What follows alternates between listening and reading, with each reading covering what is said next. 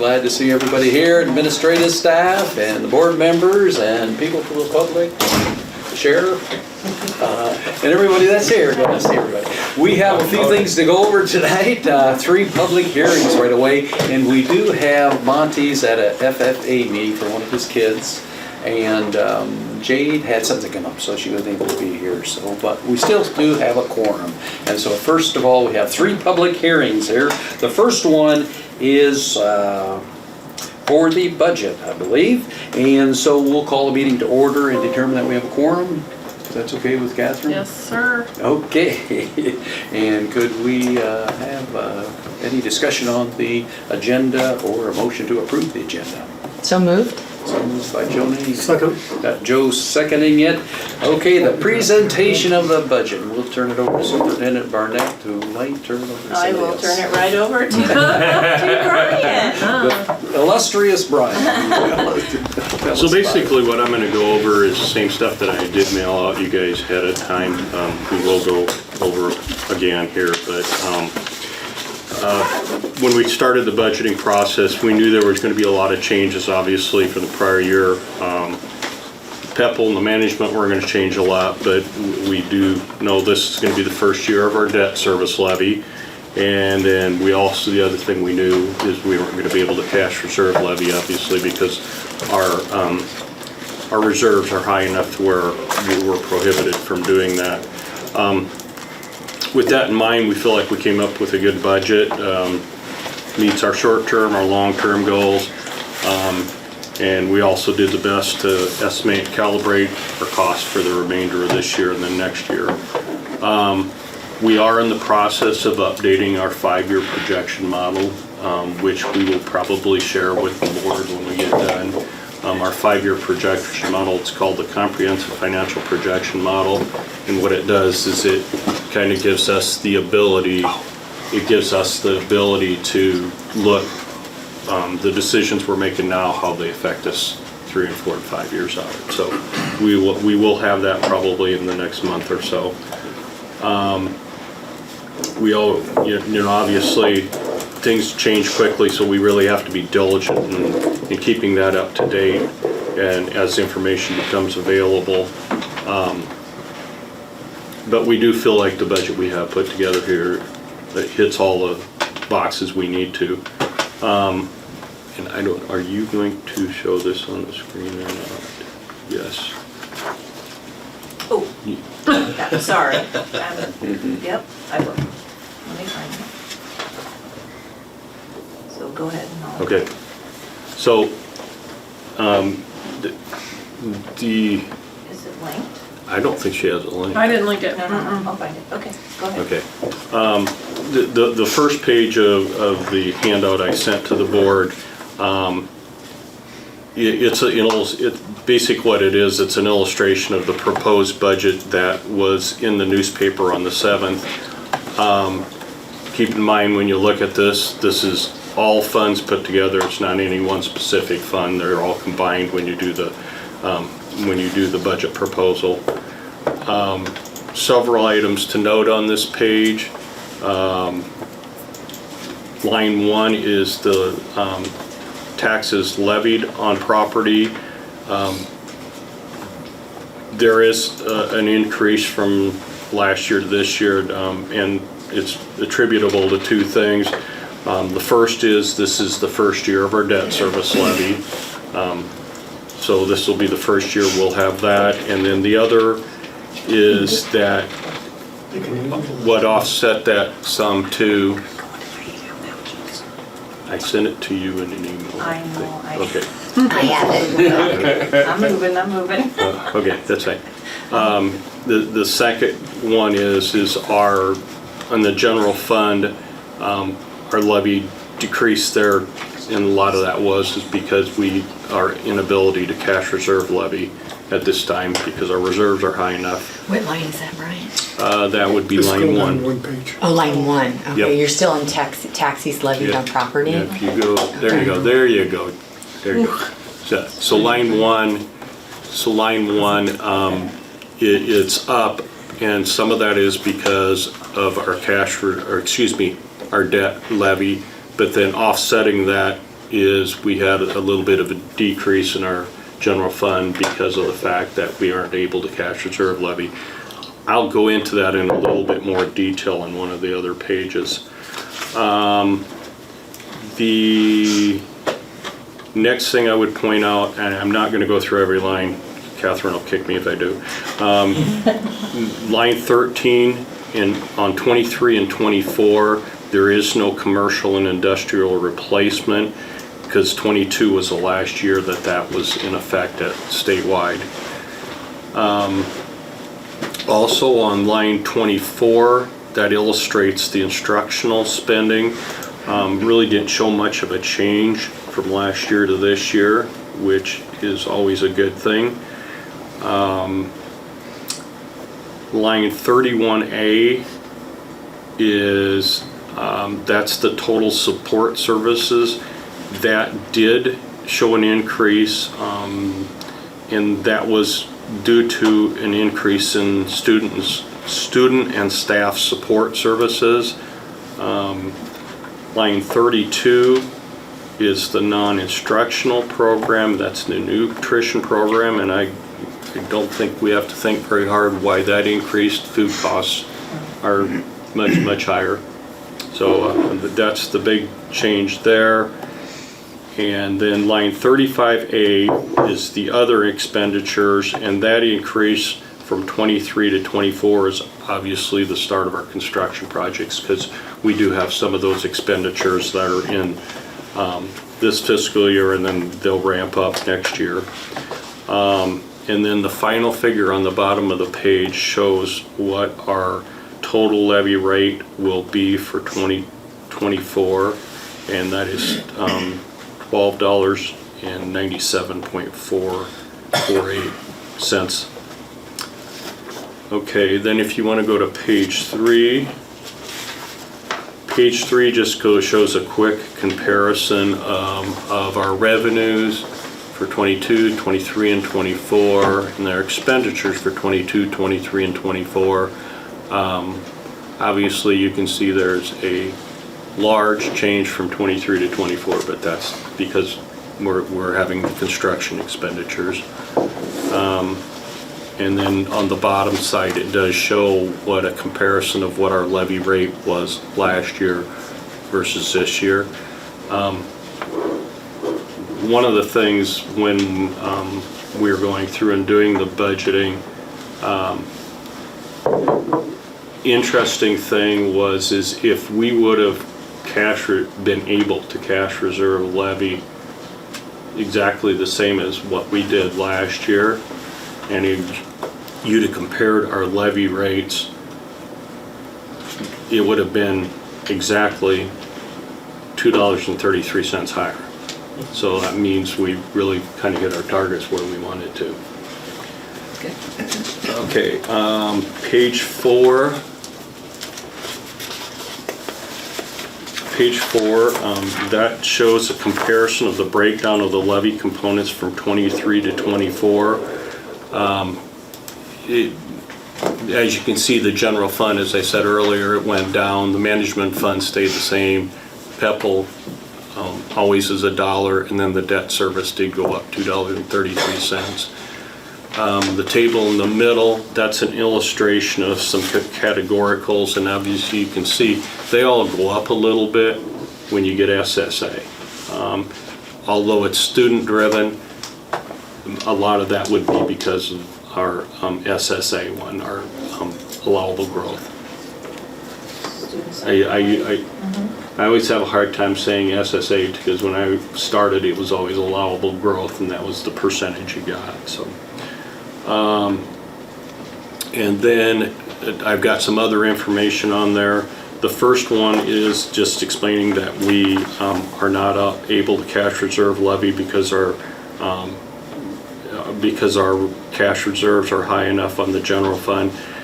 Normally the reason we cash reserve levy is to finance our sped deficit, and that's the number one thing. With not being able to cash reserve our reserves are going to come down, because obviously we're still going to have the sped deficit, but we won't be able to levy to get that cash back. So they will I'll use the word organically come down, and at some point in time, then we'll be cash reserve levying again. Okay? The second one is, we do not qualify for a budget guarantee. We are going to pass that resolution.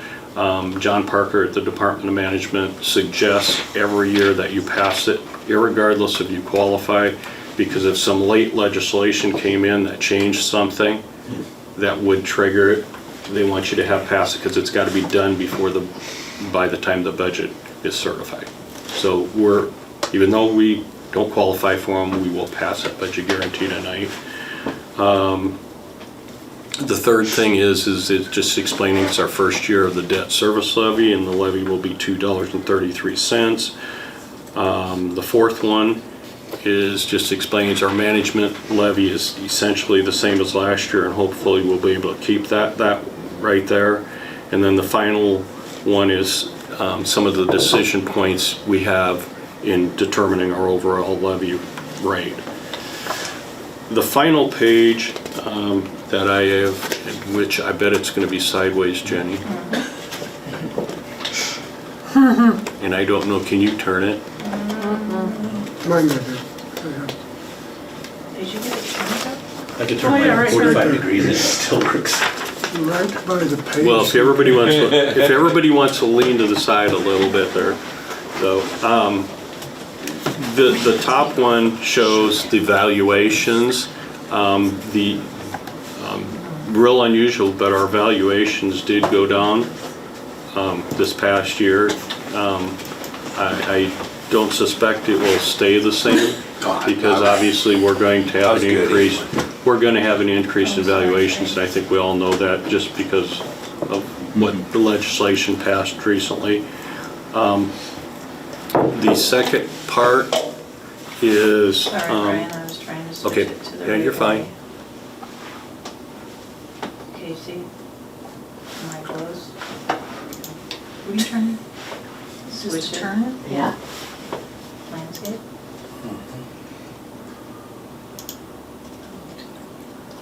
It won't do it.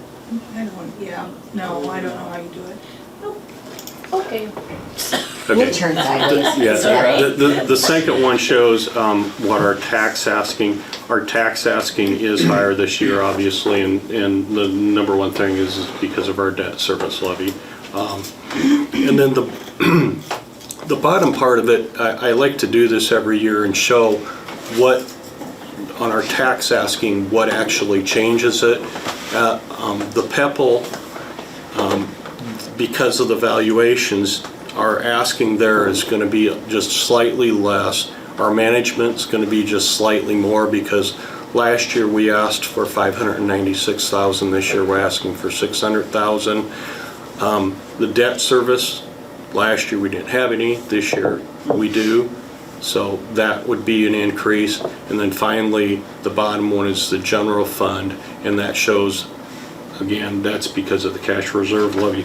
So what that does is kind of illustrates why the tax asking has changed from the past year.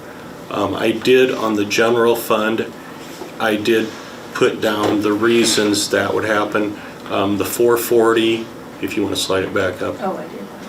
The 440,000 is the cash reserve levy. We're not asking, but then there was a change in the levy to combined district costs, but there was also a decrease in the ISL portion. So that's what makes up that total on the general fund. Did I stay under 15 minutes? You've got about 30 seconds. All right, well, And then the kicking starts? So if I keep talking, I can guarantee it. No, you did a great job, Brian. so any Proud of questions? you. Thank you, Brian. The board members will have a chance to discuss and approve it under the regular meeting. And for right now, this is for the public to see if the public has any comments, and that's why we're doing the public hearing. Okay, if there's no comments at this time, could we have a motion for adjournment for this public hearing? So moved. Second. And seconded? Okay, next we have the hearing for the issuance 2.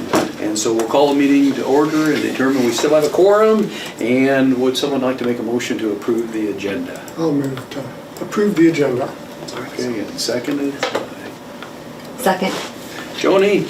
Okay, so let's, Superintendent Barnett, Okay. let's tell us about issuance 2. Okay, so we have what we call a page turn, and our facility committee was involved in that. So Jim, Greg listened in, and then Jade also zoomed in with de novo, and we have Stephen here. So I'm gonna let Stephen talk to you about the first issuance, or the issuance number 2 of our high school bid.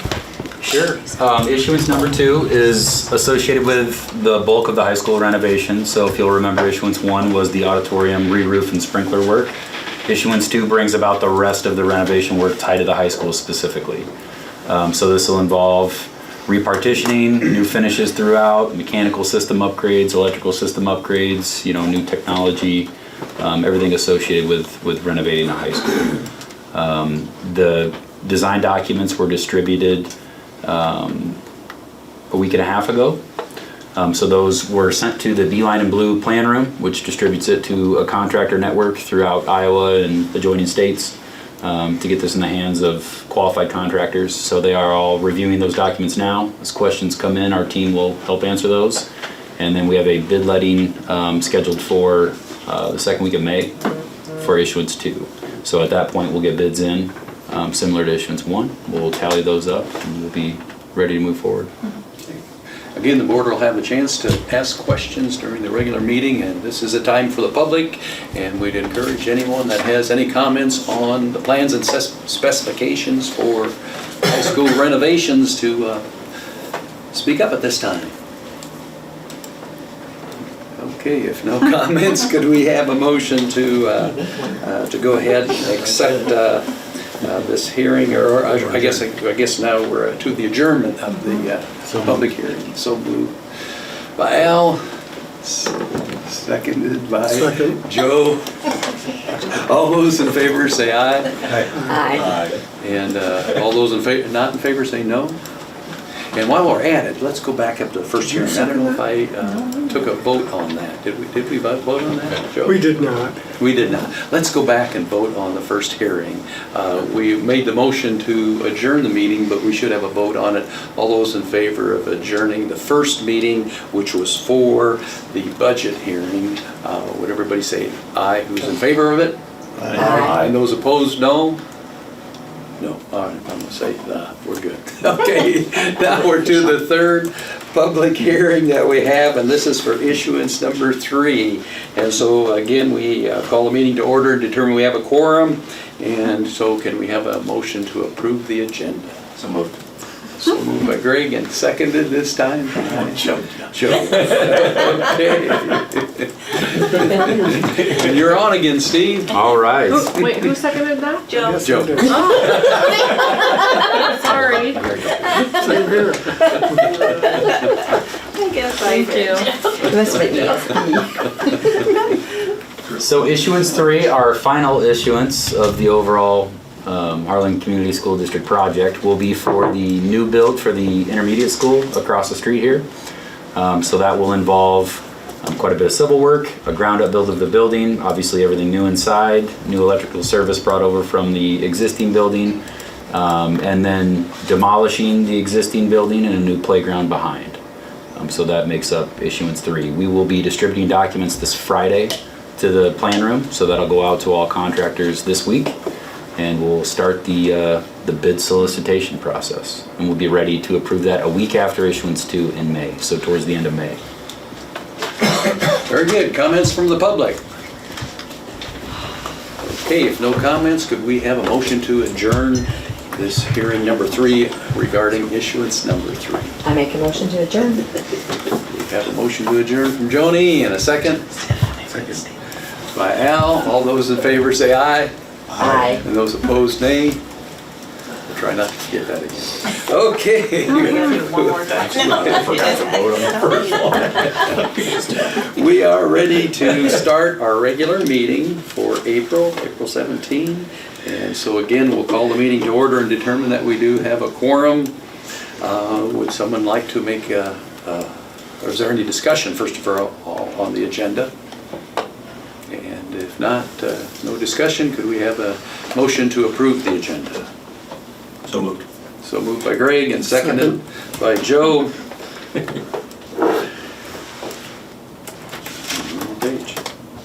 Okay, so again, this is a public forum. Oh, yes, thank you. Let's have a vote on this. All those in favor say aye. Aye. And those opposed, no. Okay, so now we have the public forum, and do we have anyone that would like to speak from the public, Catherine? Nope. Nobody called in, and so we'll move on to item number C. Okay, item number D. Superintendent Barnett. Yeah, I just wanted to share some Hawkeye 10 results here of where Harlan lies in the state has a report card that everybody has to be part of. And someone had pointed out how the high schools, and they just compared all of the 10 Hawkeye 10 schools, and academically kind of how we did on our report card. So I just wanted to share this with you.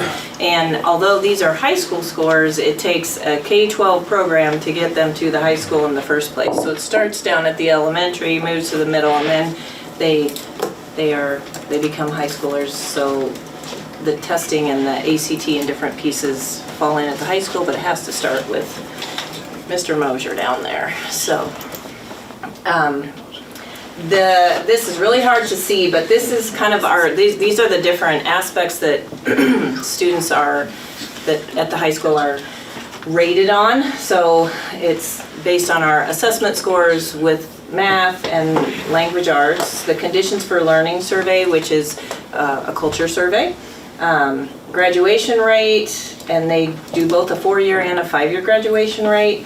And then they look also at the growth that you made in your English and your math scores, your proficiency, and your post-secondary index. So where are you at in helping prepare kids for after high school?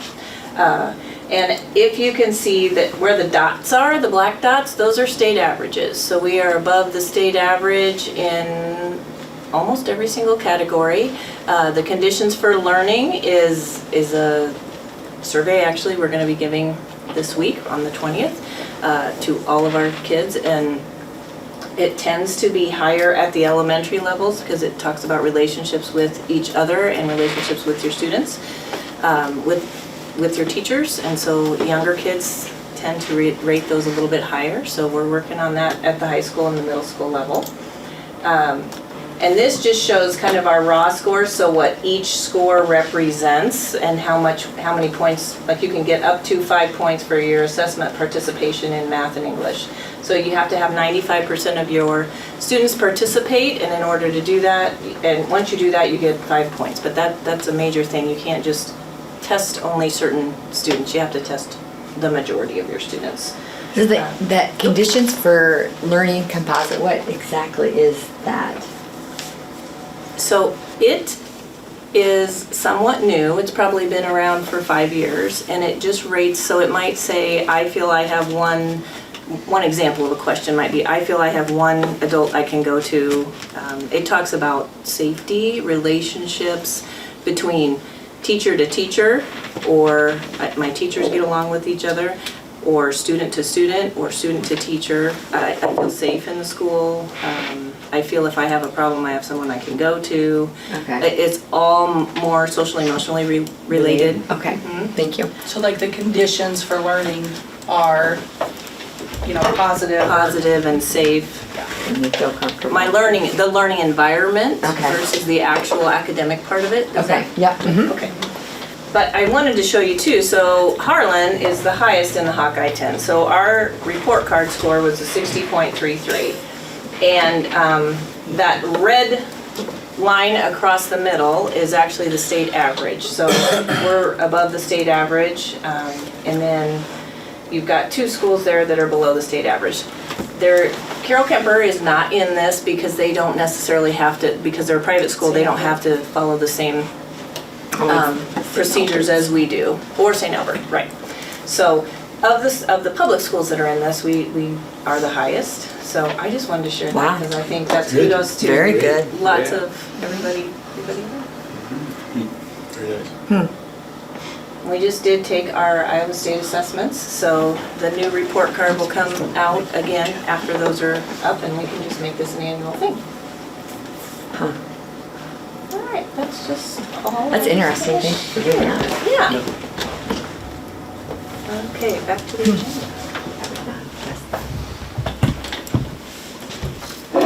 Next item is the facility Yep. committee Supposed to. update.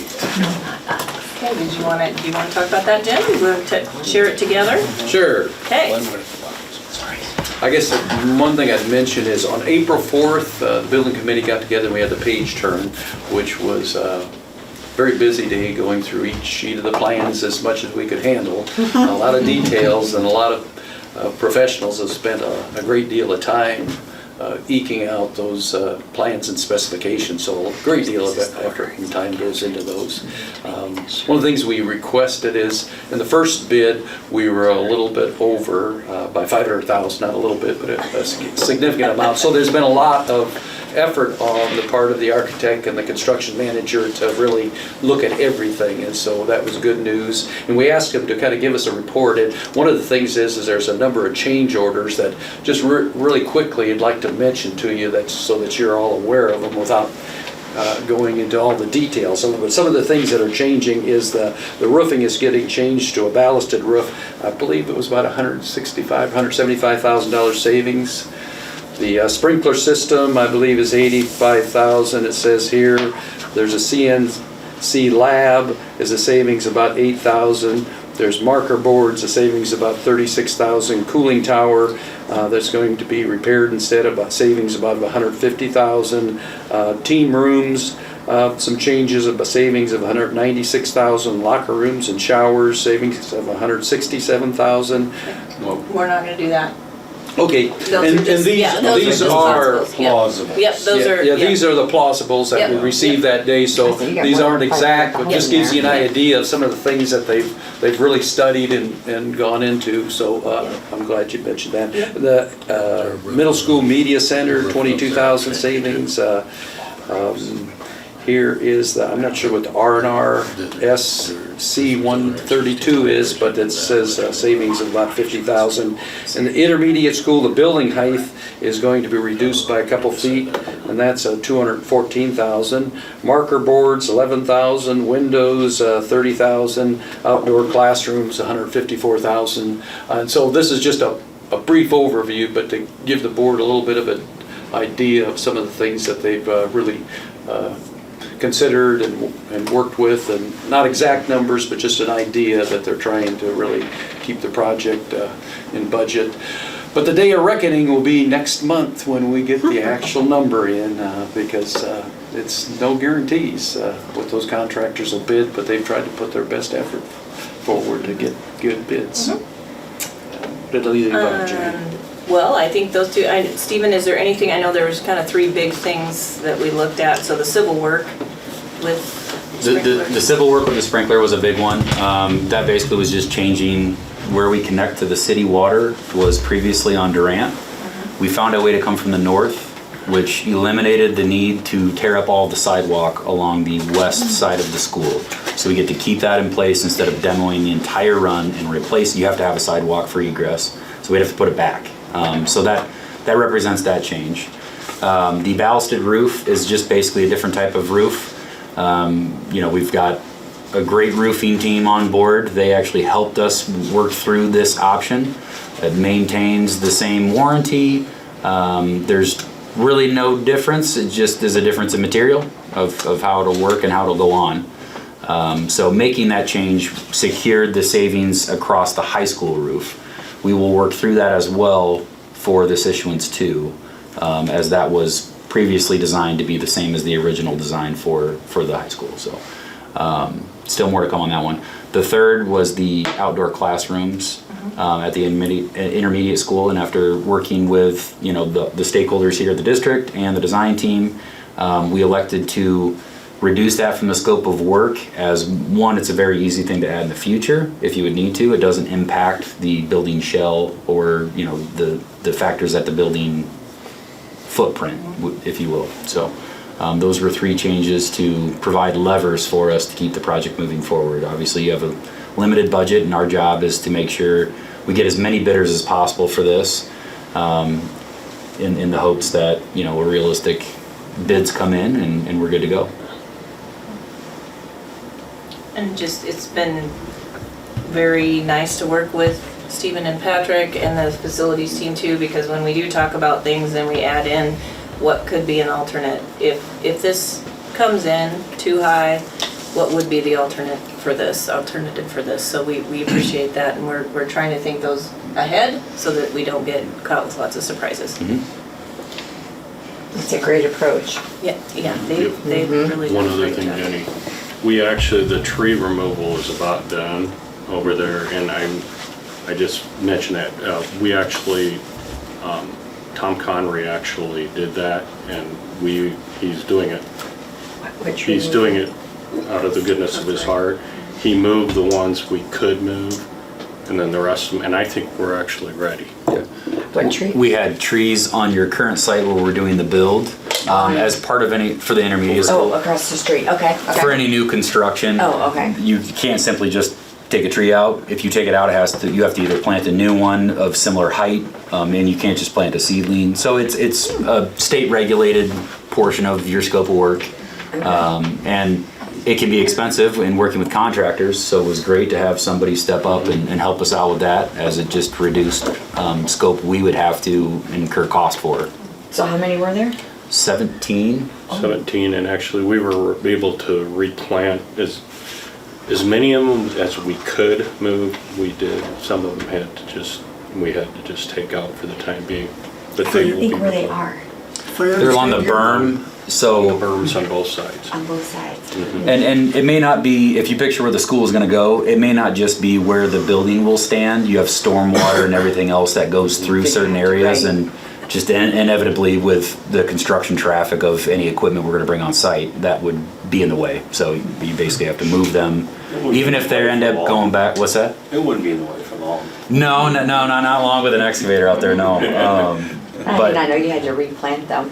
I mean, Well, but plant a new one, you have Or, to right. maintain the number you had, yes, essentially. Mhm. but, So somebody did this for free? Yep. Absolutely. Would you Oh, look at the camera and say who that was again? Tom Connery. kudos to Tom. Free Yeah. advertising. He was Yeah. great to work through it with. Yeah. too. Yes. Yeah, he came up and he's gonna take all the stumps that need to come out and everything. So, Wow. That's cool. except for the one in the corner, I think the excavator's gonna have to get that one out. I'm sure it can handle it, Yeah. for sure. And very similarly with our project that's already underway, Issuance 1, same thing with the seating in there, which is a big We had help. a group local group that's taking the seats. They'll start taking them out on May the May 1st. As soon as the Tark's recital's over, they'll be in the next day and start taking those out.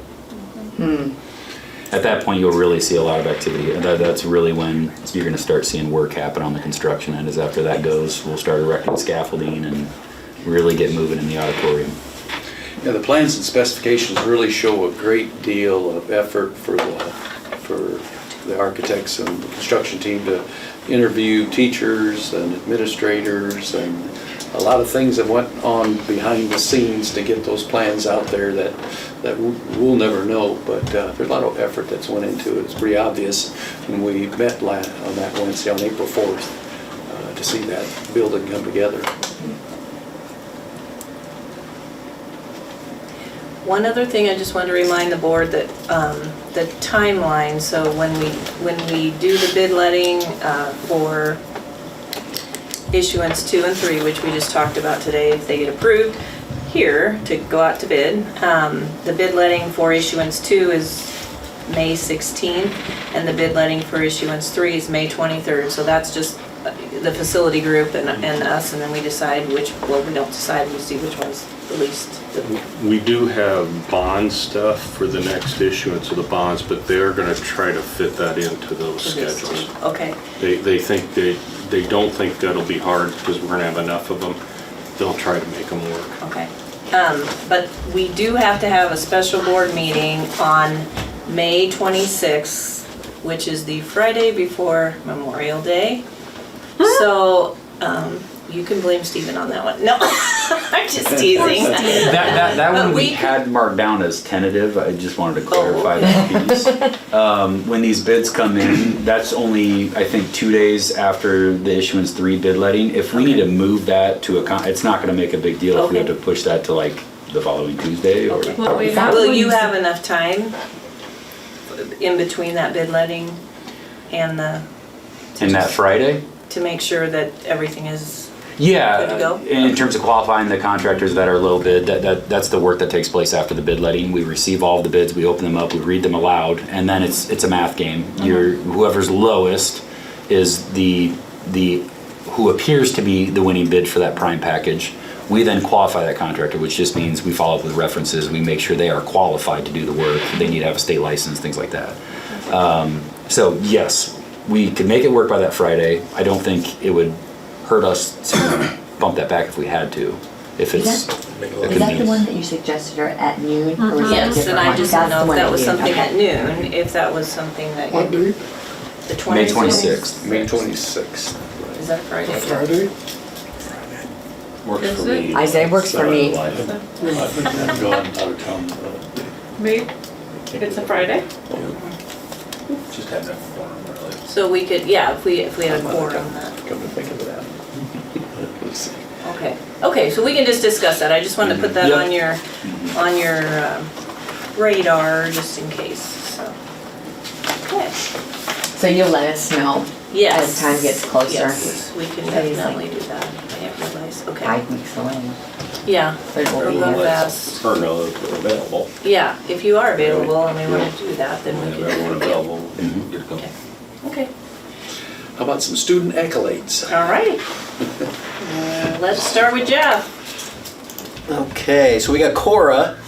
On the left, there was Citizen of the Week. And just remind, we have Citizen of the Week on here every week, where students who go above and beyond the call of duty for their citizenship. Cora Clay, and then the middle picture is our high school FFA had a coloring contest. And so these are the winners of the coloring contest at the primary age group. So they had a blast doing it, and I think they had just as much fun giving the awards out to the the kids and coming back to the assembly that they were once part of. So that was really neat. Because I think that's new this year, isn't it? I don't remember them doing that in the I don't know. past. You wouldn't know. I don't think we've ever done that in the past, so that was really neat that they did that this year. And then you have Churger Richards on the right. He was another week of Citizen of the Week. I don't know what all I turned into you, so I think I gave you a lot this time. Yeah, you did. So 2 things going on here. So the bald eagle, you can see there, Christina, I still call her Christina Roloff, but it's not, it's Christina. Our Prairie Rose. Yes. Yep. We know about Christine. Yeah, it's Roloff's, isn't it? Anyway, she's our naturalist. She has eagles, and she brings the eagles to school, and she takes small groups and classes, and the kids absolutely love it, as you could probably tell. And yeah, it's a really cool thing. The kids are just, it's amazing that how excited they can be and how quiet they can be, because she tells them they have to be quiet because it scares the eagle. But that eagle's about the same size as they are, uniquely enough. And then she just explains about lots of the nature with it, but then also she talks about how she gets her eagles, which usually it's either hit by a car or illegally shot, or this particular eagle was actually eating a carcass of an animal that was shot with lead and got lead poisoning from the carcass of the animal that it was eating. So that's why she got this animal. So, and then probably the most fun day of them all was the Special Olympics Inclusion Play Day. And it's basically kind of like organized recess for students who qualify for Special Olympics, and you cannot believe the energy in that room. It was absolutely amazing, and they brought in special, as you can see, equipment for them to use, and there's kind of, stuff that they weren't used to, and tunnels and blow-up machines, and so that was really exciting. Eva Laver's in charge of that for our district, so she does a great job. Can't give her enough kudos, but then we had volunteers, and the kids just loved it. Just absolutely loved it. So we have a great Special Olympics program. It's pretty amazing, so. So Bill isn't here, but he has captions. Oh, down here. Okay. All right, so 6th grade pervasive writing project. So the winning essay was awarded to the Juvenile Diabetes Research Foundation and Mia Suizo Scholarship Fund. So that's very cool. So the kids get to choose who they want to give their award to. So that's very nice. We have our 2 retiring teachers right here. So Mrs. Shaven and Mrs. Chamberlain. These pictures aren't coming out real clear. Sorry about that. I don't know. And then yeah. Here. And then our middle school show choir. So they've got 2. And I do want you to know that we are one of the very few schools who has a middle school show choir, because Daniel Novotny, the teacher, has just said, he does a lot of work, and kudos to Daniel for doing it.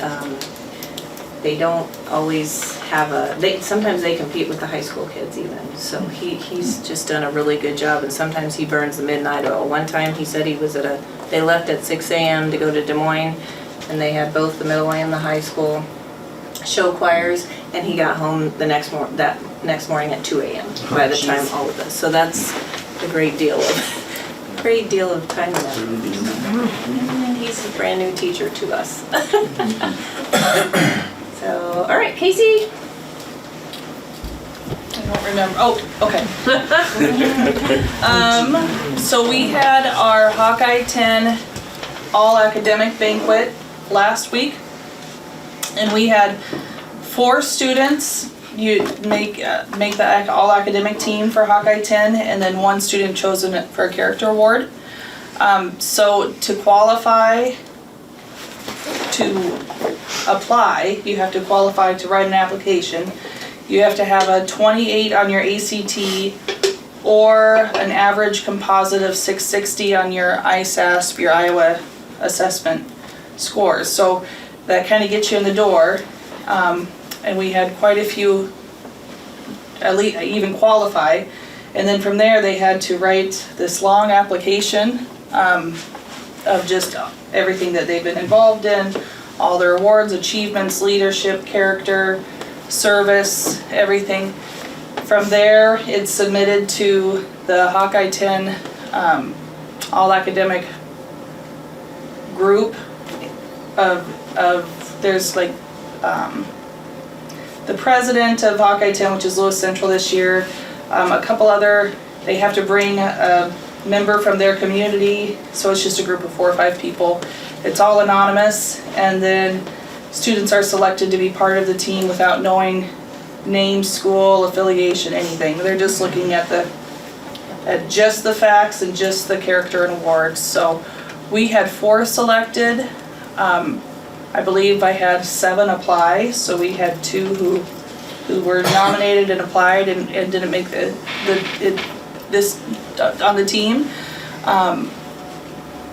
The only other school that had more was Lewis Central, and I think they had 3 or 4 times as many apply. So I thought, wow, that says a lot about the quality of student we have. It was a great night. So that was last week, so congratulations to those students.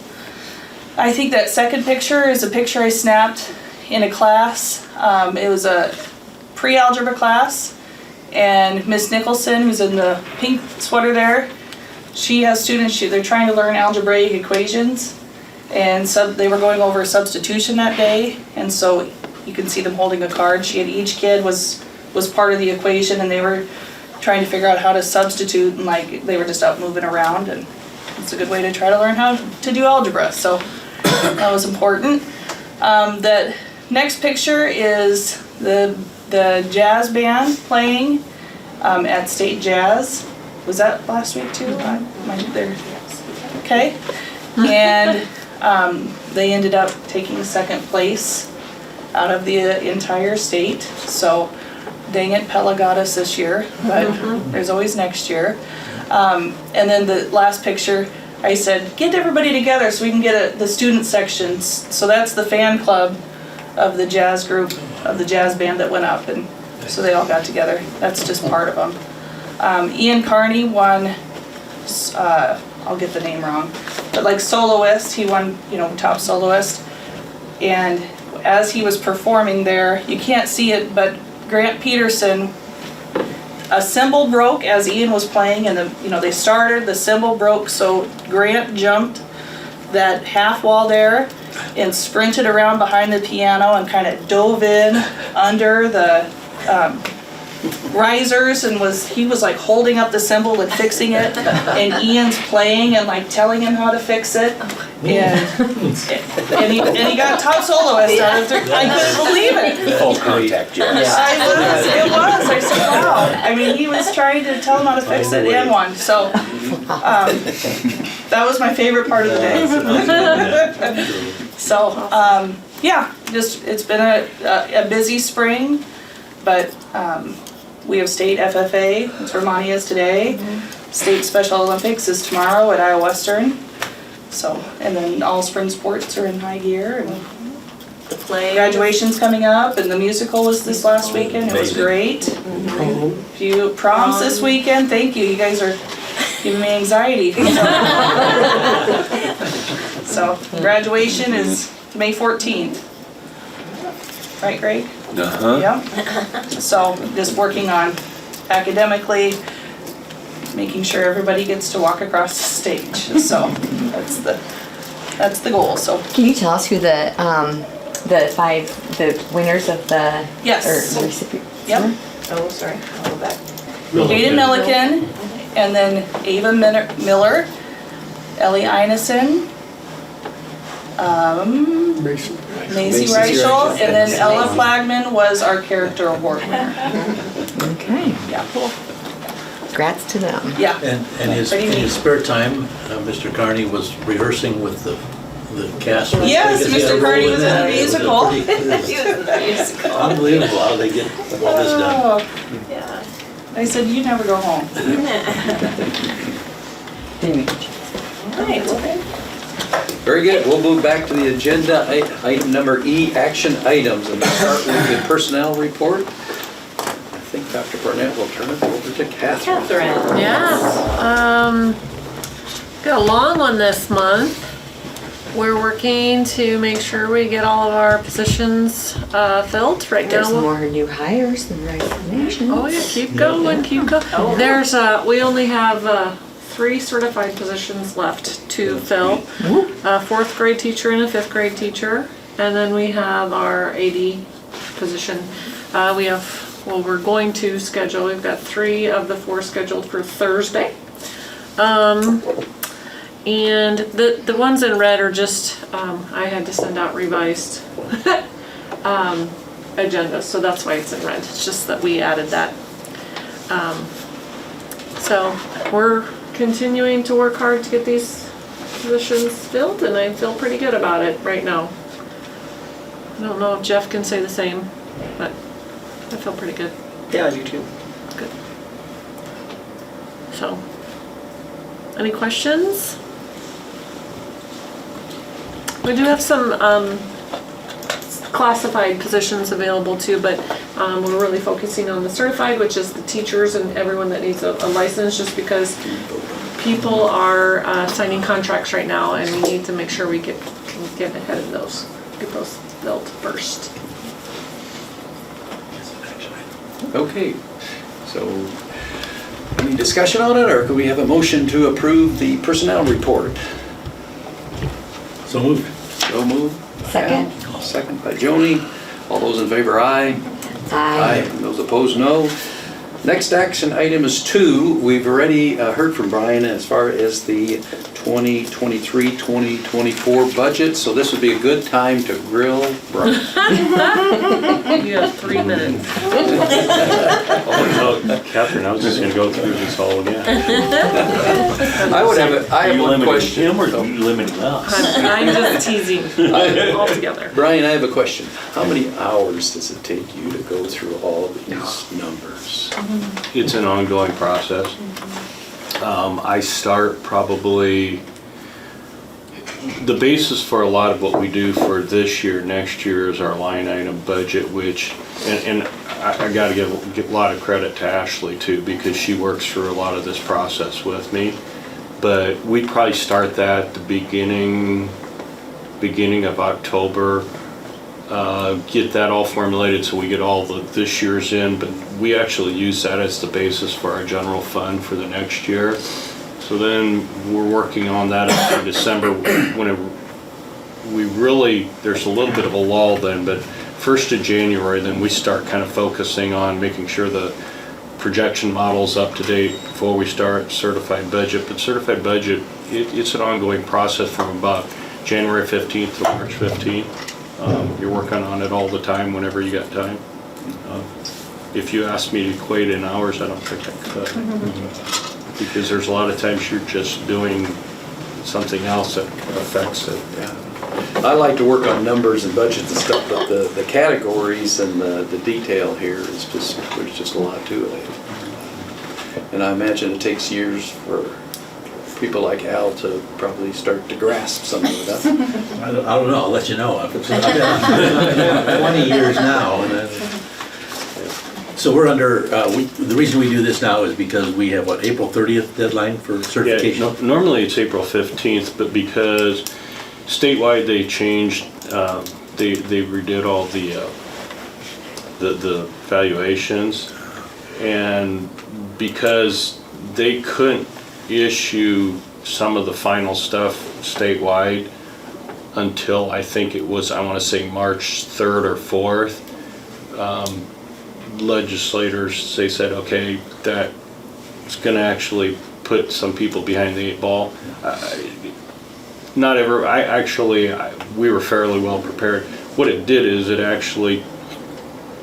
could change your levy rate by several cents. Ours was very minor, but some that have, I'm gonna pick on Ankeny where there's a lot of residential, it could have changed theirs a lot. So they felt like they needed to give everybody extra time, so they pushed it back to the 30th of April. Because normally we actually, honestly, Al, normally we do our budget hearing March, right? Typically towards the end of March, and there's really no reason to be in a hurry, so that's the reason we held off this. And we could do it with a regular meeting this way too. You had any additional questions? Okay, could we have somebody like to make a motion to approve the 2023-2024 budget? So moved. So moved by Joe. Second. We got Greg on the second. All those in favor, aye. Aye. Those opposed, no.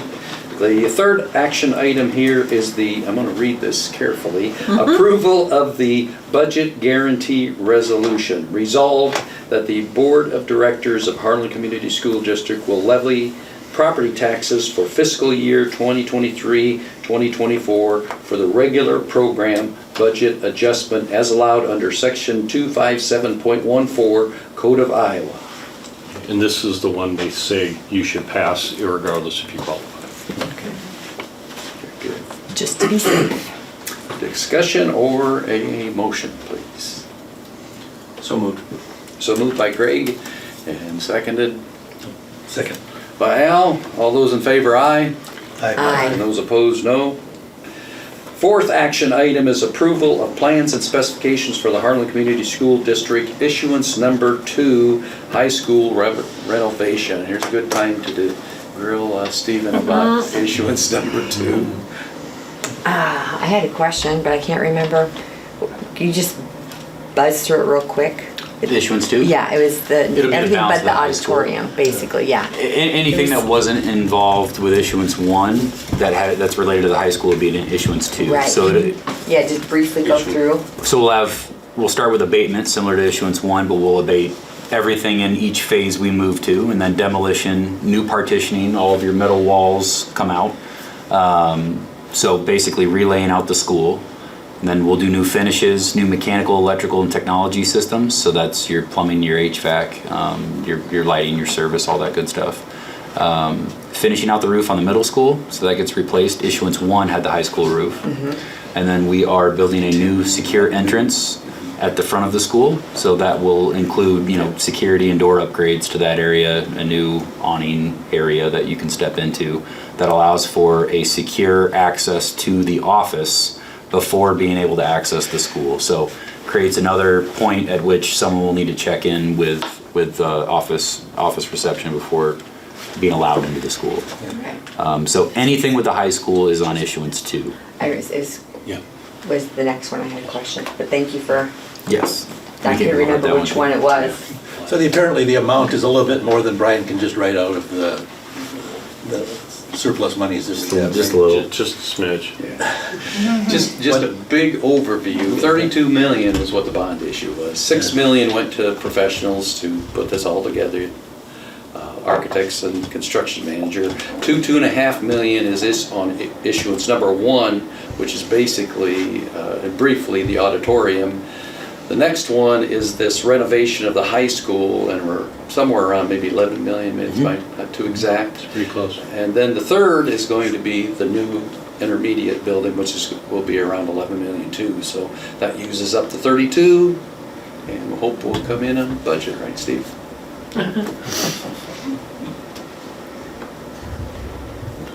But I appreciate knowing like the different things that are, Yeah. yeah, No, it's a good question. because you, yeah, it's hard to remember. Oh, yeah. Yeah. It's like Jake's here. Okay, would someone like to make the motion for issuance number two as I read that? Number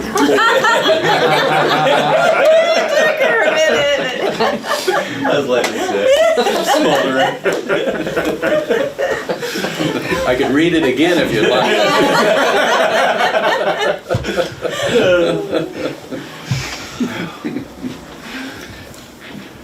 Still looking for a motion? Yeah.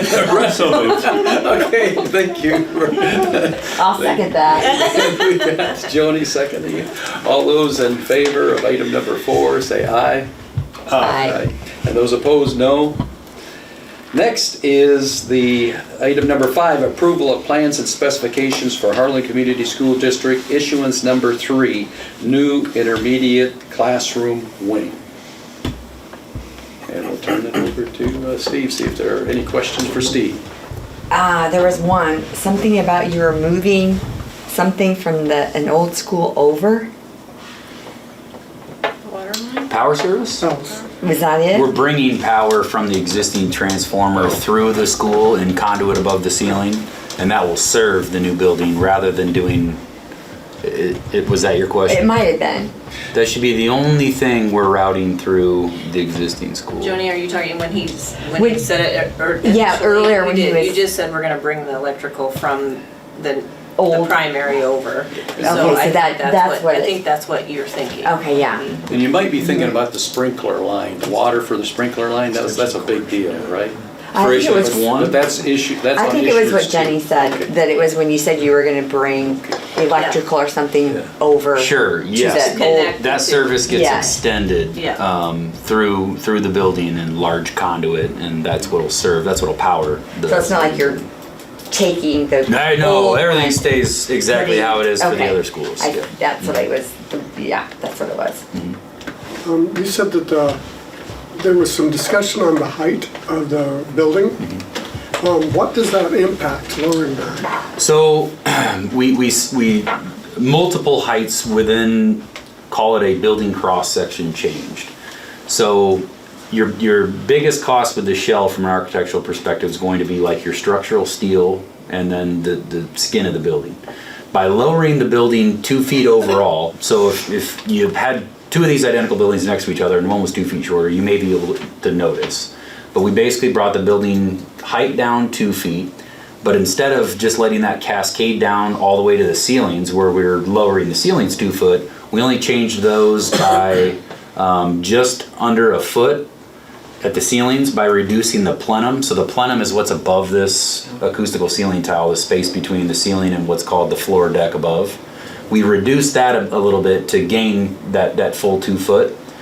So by doing so, it reduced all of that steel, the skin, the clear story lights or the clear story windows that would be around the top section of the building, without making a large impact to the ceilings in that school, the planned ceilings for that school. And that reduced the cost by, I think, somewhere between 200 and a quarter million. It was one of the questions came up in the building committee too, Joe, and I think it's a good question. Probably the biggest impact that could be noticed is the height of the classrooms, and that's a big deal when you're doing houses or anything, you know, for instance, basements and houses. But I asked the architect, I forget what's their name. CMP. Courtney. CMP, Courtney. Peter or Andrew? No, Courtney, yeah. Yep. I asked Courtney, and she said 50% of the time they go with the 10-foot ceilings, and 50% of the time they go with 9-foot ceilings. And so it's 9-foot ceilings, which are okay. It'd be nicer to have 10-foot ceilings, but that's probably the biggest difference you'd notice being in the building. And so, you know, these are the questions why it's nice to have a sounding board, because, you know, anybody that's been around construction has seen those cases where somebody says, who made this decision? And so when you get people asking questions, you can honestly say, well, we talked about it and felt this was worth the savings, and good questions asked, they really are. And most of the occupants are pretty short in that building, so. Even the principal? I said most. Are you talking about the principal? Most. You know, I think he was referencing the youth, I bet he not the does. principal. There's no shortage of Any discussion about the building anymore? Or could we have a motion to approve item number 5? I'll move. So moved by Joe to make making the motion to approve the plans and specifications for issuance number 3, and second Second. by Greg. All those in favor say aye. Aye. No, those opposed, no.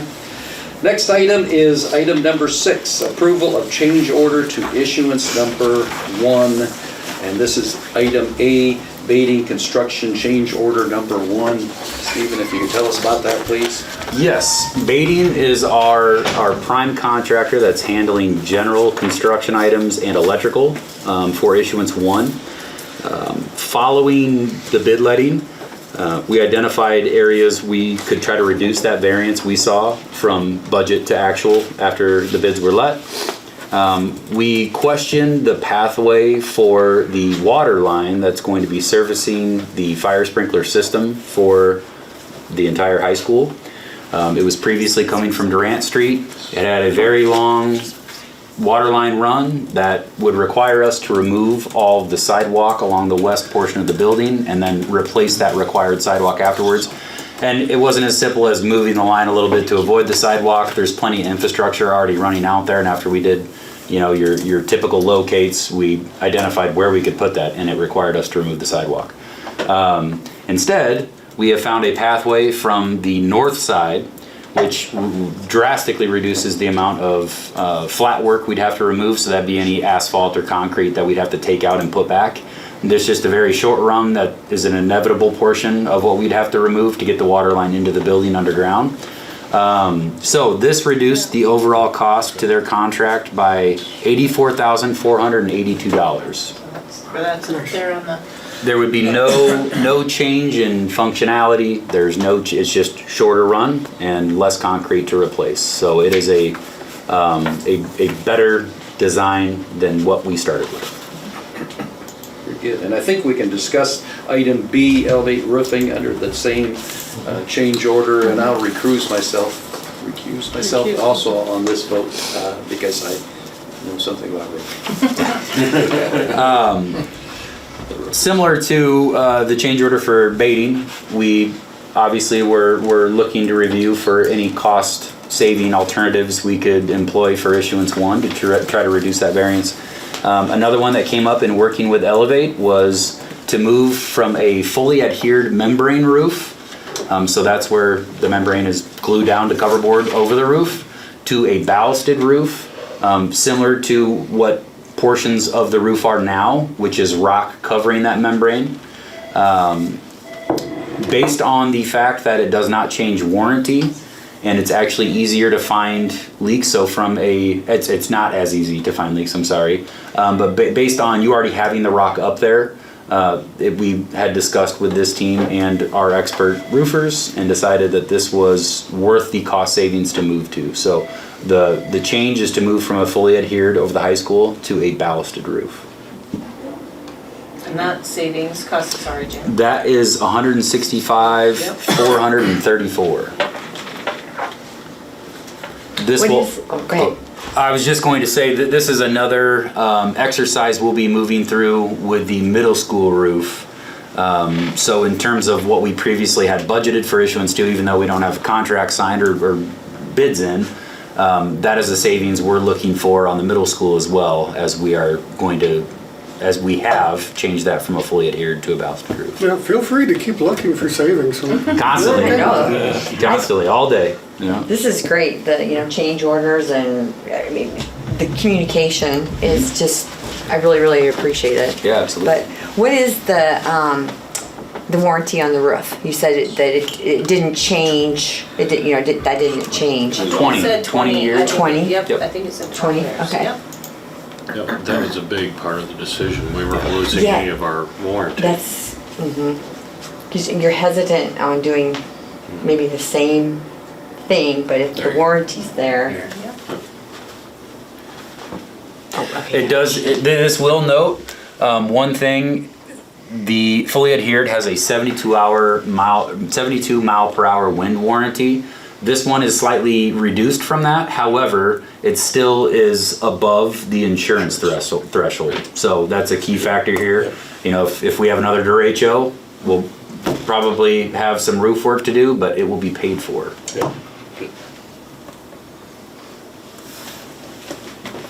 Don't say that. No more derechos. Any other discussion, or could we have a motion to approve item number 6, which are these 2 change orders? So, So moved by Al and. Second. Okay, I got Joe down in a second. All those in favor, aye? aye. And those opposed, no? Yeah, oh, yes. I'm recused out of that, please. Yep, already got it. Thank you. Okay, we get motion here. Okay, item number 7, the resolution authorizing the issuance of approximately $10 million general obligation school bonds and levying a tax for the payment thereof. And so on this item, we had our meeting, we call it a workshop, I guess, a couple of weeks ago, and the bond company did a really good job explaining. Travis explaining this to us. Just allows us to do the 233 as part of our financing plan. Because we have started the financing plan, we want to get the 233 in place. So What's 233? 233 is the debt levy. The debt Okay. levy. The debt levy, it allows us to put it in place, and that way it fits into our overall. That's financing plan. $2.33. Okay. Yep. I want to get that decimal right. Yeah, but this is just a step you have to go through to. And one of the, I think, important parts that night was the riskiness of doing it now versus doing it later, which is a decision that had to be made, but I think it made sense, didn't it, Brian? Yeah, the bird in hand versus 2 in the bush because of the volatility. We know what we have this way. And the financing plan works with this. Questions? Then could we have a motion to approve action item E7, this resolution? So moved by Joe and seconded Second. by Greg. All those in favor say aye. Aye. And those opposed, no. Action item E8, approval of the school-based interventionist contract with Green Hills AEA for the 2023-2024 school year. So this is actually our second year of having a school-based interventionist, and next year will be our third. And basically what they do is try to help students not get involved in the juvenile court system. So they're a prevention piece for us, and they can work with students that are 5th grade through 12th grade. We focus more on maybe those that aren't attending or why they're not attending, if their grades are a little bit low, just making sure they graduate like Casey had mentioned too. We can go down to the elementary too if there's sibling strands maybe that aren't coming to school, and just help them, connect them with some resources and figure that out. So Amanda Nelson is our SBI, and she's actually hired through Green Hills AEA, and they are actually just the flow-through agency because it's from the Juvenile Court Services. So it's a grant through the Juvenile Court Services, which is, the grant has been around for 30 years. So the way you pay that, and this looks a little confusing, but you buy that person by the day. So a small district might buy a school-based interventionist for 1 day per week for the whole school year, and it costs $8,050. We buy Amanda for 4 days during the school week all year. So that 4 days per week times the $8,050 per day. She doesn't get paid $8,000 a day. Her total cost is $32,000. So that's. I caught that, Brian. Yeah. Yeah, Brian might not have caught that. Anyway, that's what it is. She's very helpful. She probably works with 40 to 50 kids, I would say, and does a great job. Okay, how about a motion to approve the school-based interventionist contract? Moved. So moved by Al and seconded Second. by Joe. All those in favor, aye? Aye. Those opposed, no. Action item E9, approval of the 2023 E-rate filing and bid acceptance. Tell us about this. So Jeremy Poor was going to be here tonight to talk to us about this, but he's not feeling very well, so hopefully he'll feel better. There's just 2 bids that we need to talk about, and E-rate is, Brian, do you want to talk about it a little Absolutely. bit? Because you said, yeah. E-rate funding it's a federal program. It's for all public entities, and it's a discount rate to help, and it's especially rural with technology needs. One of the things we use it for, without getting deeply into it, we get our internet is partially covered by E-rate, so they fund up to 70% of it. We also are allowed, and I'm gonna let Steve join in if he wants to, but we also have what they call E-rate category $2. Category 2 is for infrastructure, cabling, switches, stuff like that. And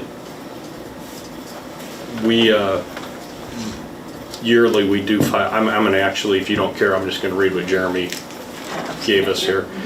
We file for our E-rate for our internet service provider and to update networking equipment. This year was the last year for our wireless access points. We need to replace those along with some of the switch stacks. 2 vendors hit all the marks that they had asked for. The 2 were SmartWave and Bytespeed. Both bids were for nearly the same amount. They ended up going with SmartWave. SmartWave was not only the low bidder, but they also know our environment. They've worked with us on the past wireless and networking projects, and they're very comfortable working with them. So E-rate will cover 70% of the cost, and then our out-of-pocket for the district is 30% on this bid. So that would be the one action item we'd have to do is accept SmartWave. That first tab, Jen, or That one is the other, Oh, that's the other, okay, another bid. All right, so that's we're- our okay. internet. Mhm. okay. And then this is the category 2 that Brian was talking about. Right. Okay. We are also able to use some E-rate funding for the new construction, which is really nice. We will separate out some of the cost. E-rate category 2 funding, I'm gonna bore you guys with something here, but E-rate category 2 funding, you get X number of dollars over a 5-year period, and they renew it for a 5-year period at a time. You have to use it at some point in time. Well, we're to the last couple of years, so we have some funds that are left, and what we're gonna do is we're gonna, I think, Steve, the cabling is what we're gonna, Yep. okay. That was my understanding. Okay, the cabling is that they're gonna do over there, that will be an E-rate cost. And we ask these guys to make sure they separate that out, because we'll specifically just pay for that. Okay. And then we'll get our discount. Sounds good. So Brian, we got a couple questions. So, there's the two different, the category 2 is what he's speaking to about the E-rate right there. But then the internet bid is also on here. That's already been approved? No, that's one, Or we don't? that's under the bidding where it can be an administrative decision. And what we do on the internet every year is we send out, it's called a Form 470. The 470 asks for bids, we get bids, we go through a matrix, and then we choose our provider, which we've had the same provider because of cost and service and everything. But that's already been taken care of. So that That's just not- happens to be on this spreadsheet. He just put that on here too. just for a Sure. reference. Okay, so we're just voting on the Just- category 2. Just the category 2 on Smart Wave. Smart Wave. Yep. Yep. And what is the amount of this? The amount of I don't have any, I have this sheet that shows Yep. FMCTC, but there's, Yep. Can you scroll the down second just a page. little oh, bit it is farther? second page. This here. Oh, I see. Okay, the total here. I see. And it's the Smart Wave. Yep, that's the Okay. one that he just suggested. Yep. Okay. So the 171. And just so you understand, that's total cost. They'll actually fund 70%. We would pay Yeah, 30%. Okay. Right. Okay. Does everybody get that then? I was confused because I was looking at the front page on FMCTC. So the second page shows Smart Wave. Smart Wave. Yep. Yep. Okay. So we have 2 bids. Questions? How about a motion to approve item number 9, approval of the 2023 E-rate filing for Smart, accepting the bid with Smart Wave. So moved, Brian. So moved by Greg, seconded Second. by Joni. Thank you. All those in favor, aye. Aye. And those opposed, no. Item number 10, approval of the 2023 Chromebook bids. So Jeremy, I'll just read you here we're looking to refresh the Chromebook carts for 3rd grade classrooms. So we are using some Chromebooks in the elementary. We asked for bids from 4 different companies. We recommend going with the low bid from Sterling Computers. Sterling's a vendor we've worked with in the past. Do a great job with getting us the very best pricing along with top-notch support. And in the future, we are looking at possibly going to more Chromebooks all the way through. This will be a much bigger cost savings for us. So Jeremy's going to do some of the work, and then when our new tech director is on board, we'll research that. And I think buying those in bulk, we can do with lots of other school districts and get an even better discount. Most districts use Chromebooks, so we can hop in on those orders, and that reduces our price. So that's in the future, but We just have to get our have to infrastructure in place. just create a So- plan for that. What estimate, what's the difference between a Chromebook and a computer, price-wise? Just, If I had to give comparing you apples to a oranges. really, your all-in cost with having the damage protection on a PC is gonna run anywhere between $850 to $1,000. Your all-in on Chromebooks is gonna run probably more in the $450 to $550 range. I would even say It's about half. possibly less than that. Okay, Yeah. so about half the half. cost. Okay, that's,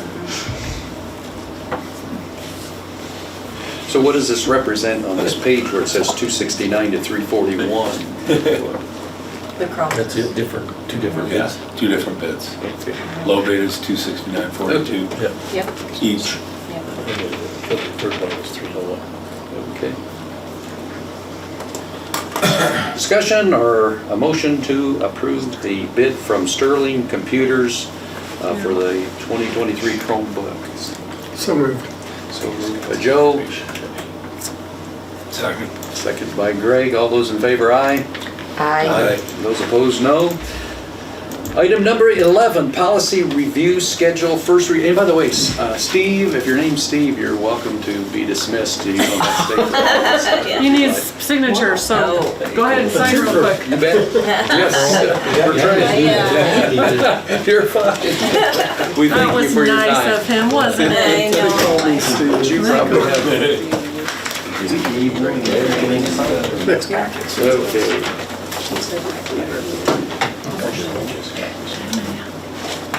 So you're gonna send those to me, right? I will Or do you do- want me to make copies right now? Maybe I should change my name to Steve.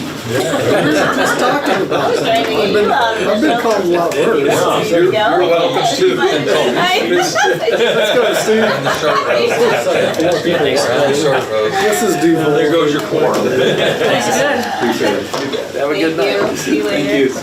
Yeah, Thank you, guys. he needs help carrying that out. I think he does. Well played. Now we're to the real interesting stuff. Policy review, schedule first reading. And I believe this evening, Hertzberg, Albertson, and Blackburn on this thing. Any questions or discussion? Well, I was going to talk about this just briefly. 506.01E7. Just had some questions on it, and I thought everybody should probably look it over sometime and before we do the second reading. We were just, Greg and I were talking about this and just found it kind of interesting. E7, you got it, yeah. And what was the number again? E7. Yeah. I'm getting there. E7. You got E1, 2, 3, 4, there you go. Just in that first paragraph, it says, in a nutshell, we share the information, the school district shares school district information with agencies, and agencies is defined as law enforcement, among other things. Prior to a student's adjudication, in other words, their, Court. yeah, the decision on whether or not their innocence is proven or not, or guilty. And we just wanted to think on whether or not it's wise to share it before this before the student is convicted or not. At least think on it before We wanted more clarification Yeah. than anything. I'm sure there's a solid answer for that question. That's what we can do some That's our thought. research. Yep, we'll do some research on that and bring it back because this is the first reading. Because the second part of it, you said was in it until it says that the school district will not share after Which adjudicated. is what actually, that's the part that stood out when I get to that part of it. But some of it, I mean, So- talked with Dr. Barnett beforehand, we did, and she mentioned that law enforcement might want an address to serve a summons or whatever may be involved. So there's some logic to it, but it's something that we should probably look into before we say yay or nay, final vote on it. So we'll do some research on it and then bring it back. Do you want us to bring it as a second reading or do you want us to Well, bring you it probably back have- as I'm a okay to do the first? first reading, but because if we have an issue, we can We'll just address it at the second. address it there. Okay. I And then give change- you- firmly believe we're Yeah. gonna Throw up a get red flag. Yeah, there's gonna be a Lots of reading, a plans. reason, Yeah. yeah, because it came right off the IESB site. Yeah, that's why So- so we'll just Yeah, ask. we're not proposing a change. Right, So we're I just think wanting that's approving clarification. the first reading. Okay, all right, do that. Thank you, Yeah. Joe and Greg, for your diligence. And we have a motion to approve the first reading, action item E11. So moved. So moved by Greg, Second. second by Joe. All those in favor? Yes? Aye. Those opposed, no. Okay, action item E12 Joe and then Joe. is policy review schedule, second reading. We were both Steve. So is there any discussion on the second reading?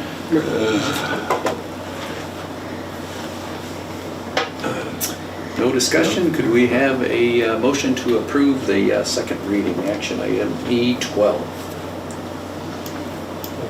So moved. So moved by Al, seconded Looking through it. Sure, second. by Joe. All those in favor say aye.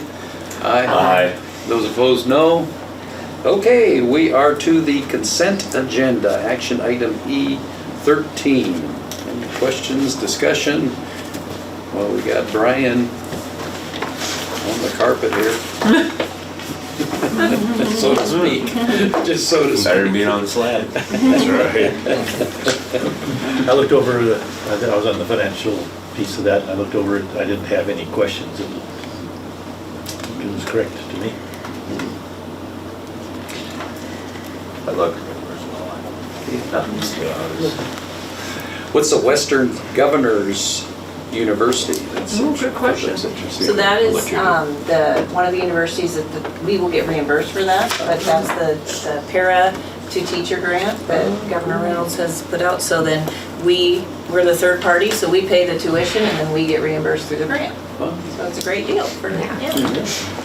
We have 3 that are really booking it right now. And the good thing about Western Governors is you don't have to you can take it at your own pace. So it's all online, and if you get done with the class in 4 weeks, because you really, it's not just a semester where you're kind of bound. So it helps when you're working full-time. Pretty reasonably priced. And it is, yeah, Very helpful program to yes. raise the teachers to get them Yeah. qualified. Huh? I see also here, we must rent a building from Harlan, City of Harlan. Huh? That's not a building, that's actually our annual lease for the J.J. Jensen.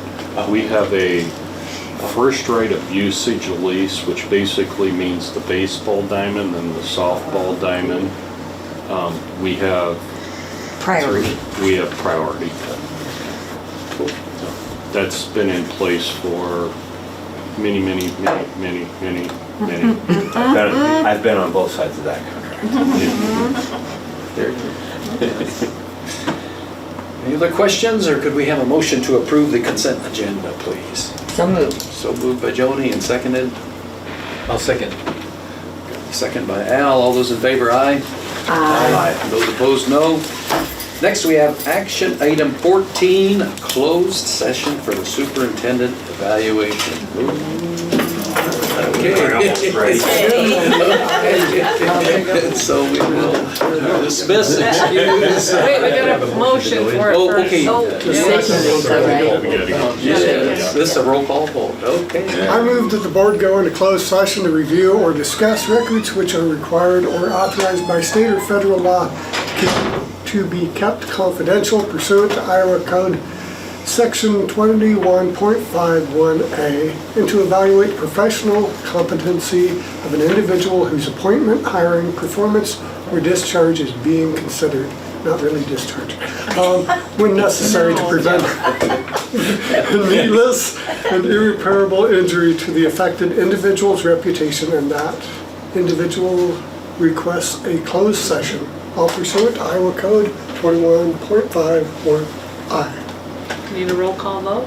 Roll call vote. Yeah. Second? Al, how do you vote? Aye. Joe? Aye. Larson, aye.